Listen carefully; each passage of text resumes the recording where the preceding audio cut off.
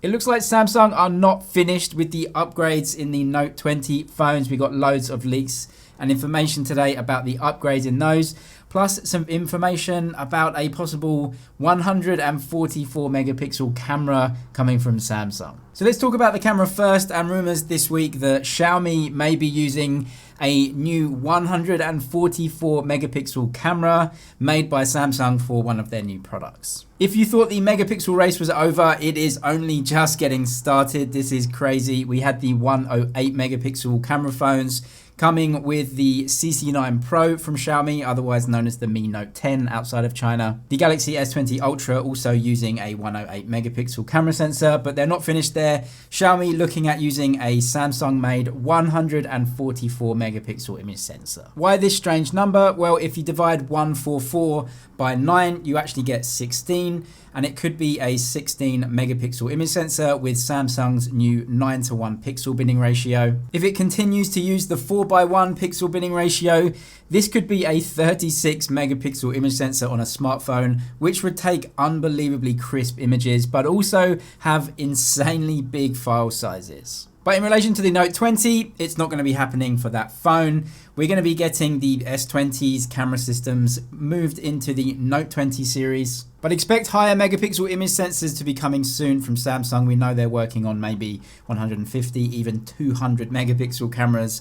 And they might even be coming as soon as next year with the new S21 series, if that's what they're going to be called. So in relation to the Note 20 series, we got leaks this week of a Note 20 phone using a brand new Snapdragon chipset, which is super exciting. This Samsung phone comes with a model number N986U.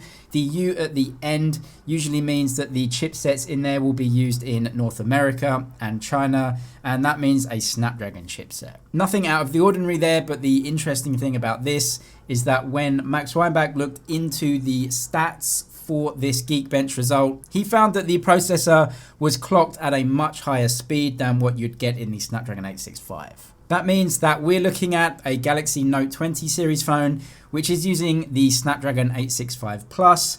That was rumored heavily to be coming this year, and it looks like it's confirmed right now. The difference is that last year the Note 10 series didn't use the Plus version, it kept the 855, but it looks like this year Samsung are going to be using that Plus version in their phones, which means better performance, so that's only a good thing. Problem is though, if they do use the Plus version of the Snapdragon, what's going to happen to their Exynos version phones? The gap between the Exynos and Snapdragon versions of Samsung phones has never been wider. Qualcomm has pulled so far ahead of what Samsung are able to do with their own chipsets. Using a Plus version of the Snapdragon and not upgrading the Exynos at all would make that gap even wider and would really make a lot of their customer base pretty angry. So yeah, we know that Samsung is testing the 865 Plus, so we could safely assume that maybe they will be bringing an overclocked version of their chipset to the Exynos regions in the Note 20 series phones. In this Geekbench listing too, the version of this phone had 8 GB of RAM,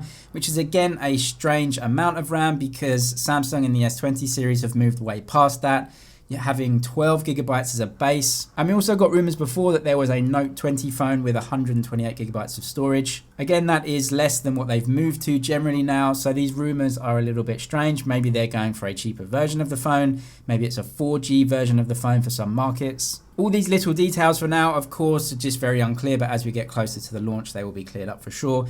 But it looks good news, extra power and better chipsets in the Note 20 phones. It looks like Samsung are sticking to the squared off design for the Note series, carrying on from the Note 10, which I actually really like. I think the Note phones look really cool at the moment, and you get such a tiny bezel around the phone. And your last bit of Samsung news, it looks like Samsung Electronics, that's a different division to the mobile division, is going to be making its own foldable glass. This is important because right now Samsung are really the only manufacturer of this foldable glass for their phone. Apparently the Galaxy Z Flip's glass costs $40 per panel, whereas in a normal smartphone it costs $2 for them, which is an insane difference. So they obviously want to reduce the cost of this so they can make the phones cheaper. Subscribe for all the latest tech news and videos. That's it for now, but I'll see you in the next one.